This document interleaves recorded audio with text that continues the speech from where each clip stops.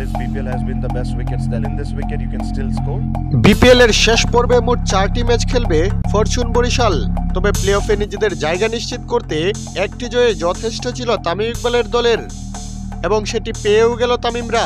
আজ সিলেটকে হেসে খেলে হারিয়ে প্লে অফ নিশ্চিত করে ফেলল শক্তিশালী বরিশাল।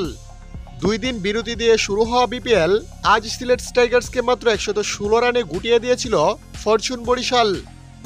অর্থাৎ প্লে অফ নিশ্চিত করতে হলে তামিমের দলকে করতে হতো মাত্র 117 রান। এরপর সেই রান করতে নেমে রীতিমতো হেসে খেলেই টপকে যায় তামিমরা। তাওহিদ হৃদয় 6 ও বালান 9 রান করে আউট হয়ে গেলেও দলকে বিপদে পড়তে দেননি তামিম মুশফিকরা। এ দুজনের জুটিতে ভর করে জয় ছিনিয়ে মাঠ ছেড়ে ফরচুন বরিশাল। তাতে 3 ম্যাচ হাতে রেখে প্লে অফ নিশ্চিত করে ফেলল এবারের বিপিএল এর অন্যতম শক্তিশালী দলটি। দর্শক, এদিকে প্লে অফ নিশ্চিত করে ম্যাচ পরবর্তী সংবাদ সম্মেলনে তামিম বলেন, আলহামদুলিল্লাহ প্লে অফে উঠে গেছি, তবে আমাদের প্রধান লক্ষ্য চ্যাম্পিয়ন হওয়া। ইনশাআল্লাহ যত বড় প্রতিপক্ষই সামনে থাকুক, আমরা আমাদের লক্ষ্যে থাকব।